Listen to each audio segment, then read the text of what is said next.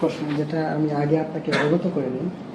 আমাদের তরফ থেকে বার্তা হচ্ছে আপনি চাইলে উত্তর দিতে পারেন, আবার নাও দিতে পারেন। এই যেটা এখানে বসার পর আমার মনে হয়েছে, গতকাল একটা ফুটেজ ভাইরাল হয়েছে যেখানে আপনার একটা বক্তব্য আছে যে বাংলাদেশে কিছু লোক এমন আছে, তাদের ফাউন্ডেশন আছে এবং তারা দেশে দুর্যোগ আসার জন্য অপেক্ষা করে যে ত্রাণ বিতরণ করবে আর তারা নেবে। এই বিষয়টা নিয়ে আবার দেখলাম ফেসবুকে আপনার পক্ষে বিপক্ষে বা যারা ফাউন্ডেশন কেন্দ্রিক এদের পক্ষ বিপক্ষ নিয়ে আলোচনা হচ্ছে। তো বিষয়টা একটু ক্লিয়ার করবেন কি? এটা আমি একটা দুঃখে বলেছি, সেটা আপনি ভালো করেছেন, প্রশ্নটা করেছেন। একজন লোক আলেম আছেন, স্কলার, ফাউন্ডেশন করে। আমরাও ফাউন্ডেশন করতে পারি না আমাদের ব্যস্ততার কারণে। আলহামদুলিল্লাহ তাহরিকে খাতমনবত বাংলাদেশের খেদমতে আছি। সারা দেশে ওয়াজ মাহফিলে যেতে হয়, ছাত্রদেরকে হাদিস শরীফ পড়াতে হয়, দরবার শরীফের দায়িত্ব, সব মিলিয়ে আমরা যে ফাউন্ডেশন দাঁড় করিয়ে বসে যাব এই সুযোগটা আমাদের নেই। যারা ফাউন্ডেশন করেছে তাদের কিন্তু আপনি মৌলিক কাজগুলো পাবেন না। তারা কোনো মাদ্রাসায় পড়াচ্ছে না, ওয়াজ মাহফিল করতেছে না, কোনো সংগঠনের সাথে নাই।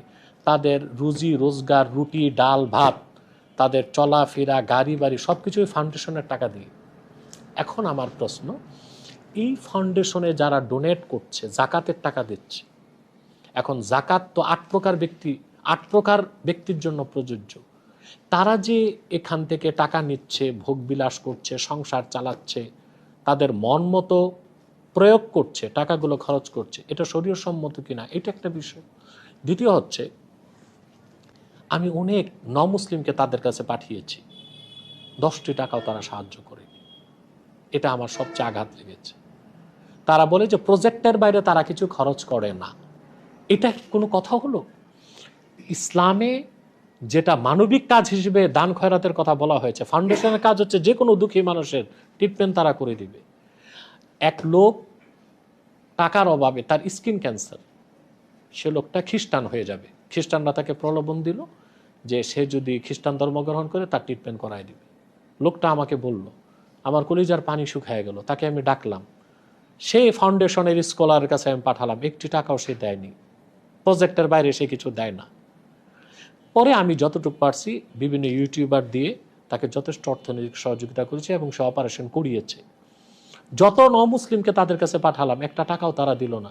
তো তাদের ফাউন্ডেশন কি জন্য?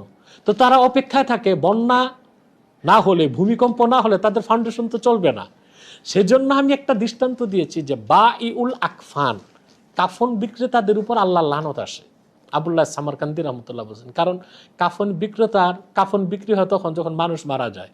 তো সে অপেক্ষায় থাকে মানুষ কখন মরবে, তার কাফন কখন বিক্রি হবে। তো যারা ফাউন্ডেশন নিয়ে বসেছে আমি দেখি তারা মুসলিমদেরকে দান করে না। অভাবগ্রস্ত মানুষ চিকিৎসার জন্য গেলে কোনো টাকা পায় না, বিধবা মহিলারা গেলে কোনো সাহায্য পায় না, কোনো লোক মেয়েকে বিয়ে দিতে পারে না, সাহায্য পায় না, কোনো লোক বিদেশ যাবে, ঋণ পায় না। তারা শুধু প্রজেক্টে টাকা দেয়, মানে তারা অপেক্ষা থাকে বন্যার জন্য।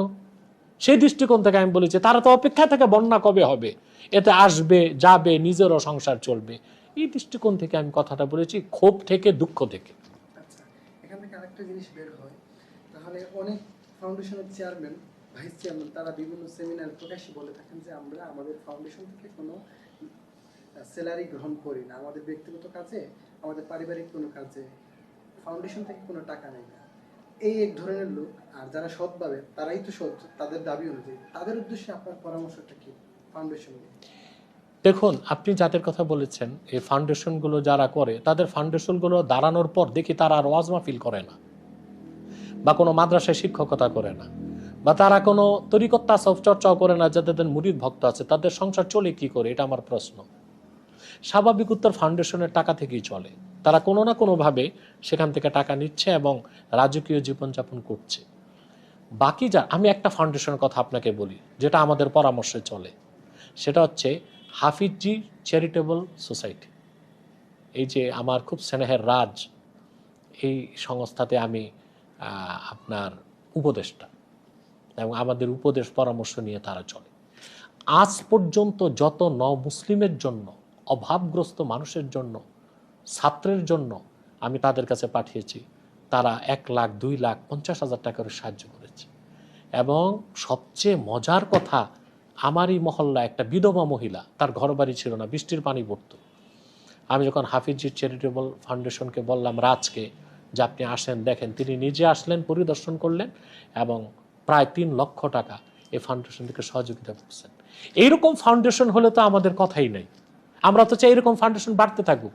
কিন্তু যে সমস্ত স্কলার ফাউন্ডেশন করে প্রজেক্টের বাইরে টাকা দেয় না, ওখানে তো তাদের কোনো ভিন্ন ইন্টেনশন আছে আমার মনে হয়, তাদের সমালোচনা তো আমি করতেই পারি।